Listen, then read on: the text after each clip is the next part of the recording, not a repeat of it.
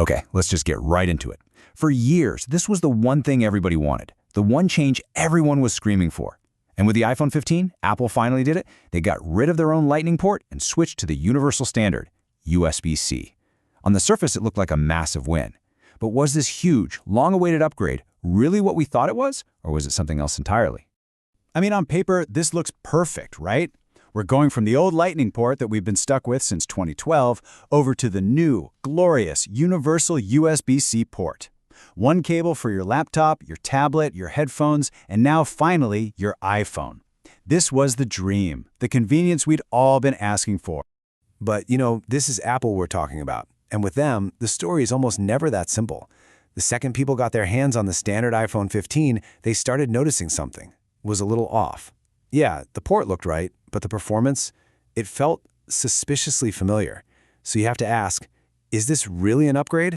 And when the tech reviewers and just regular users started running the numbers, they were kind of shocked. This brand new, modern USB-C port on the standard iPhone 15, it was maxing out at a data transfer speed of just 480 megabits per second. Now, for anyone who follows tech, that number is a gigantic red flag. And here is the punchline. 480 megabits per second is the top speed of USB 2.0, a standard from the year 2000. It is the exact same speed as the old Lightning port it just replaced. So Apple gave us a modern connector, but they hooked it up to some seriously ancient technology. So what is going on here? Well, the answer isn't just some simple software trick. Oh no, it's much, much deeper than that. It's actually built right into the phone's hardware. And that brings us to a tale of two very different chips inside the iPhone 15 lineup. You see, the standard iPhone 15 is running on last year's A16 Bionic chip. Meanwhile, the more expensive Pro models, they got the shiny new A17 Pro chip. And that single difference in the silicon, well, that's the key to this whole mystery. This slide really breaks it down. The A16 chip, the one in the base model, it just doesn't have the right hardware for faster USB speeds. It's reusing the old controller that was designed for Lightning. But the A17 Pro chip, it has a brand new dedicated USB controller built right into it, which lets it hit speeds of up to 10 gigabits per second. That's over 20 times faster.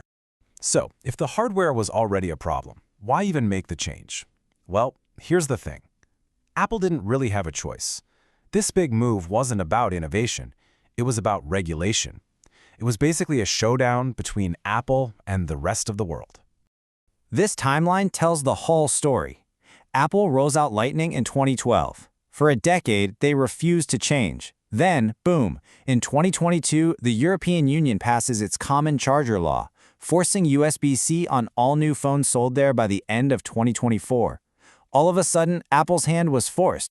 And Apple was not happy about it. Not at all. In an interview, Apple's marketing chief Greg Joswick made it crystal clear. He said they'd prefer governments not to be that prescriptive. But, despite their objections, they had to fall in line. But the EU had its reasons, and they were pretty solid. Their goals were really straightforward. First, make things easier for people with just one charger. Second, cut down on the estimated 11,000 tons of e-waste from old chargers every year. And third, save consumers about 250 million euros annually. The EU is also playing chess, not checkers. Rumors started flying that Apple might try to limit the speed of non-Apple cables through their Made for iPhone program. The EU immediately sent a letter to Apple basically saying, don't even think about it. Any kind of limitation like that would be illegal and would get the iPhone banned from being sold there. The fight was on. Okay, so all of this corporate drama, all this regulatory back and forth, it all leads to the one question that really matters to us, the users. Does any of this actually make a difference in the real world? And that brings us to the great speed debate. I mean, let's be honest. How often are you physically plugging your phone into a computer to move files? With things like iCloud and AirDrop, a lot of people argue that wired data speed is totally irrelevant now. And you know what? That's a fair point.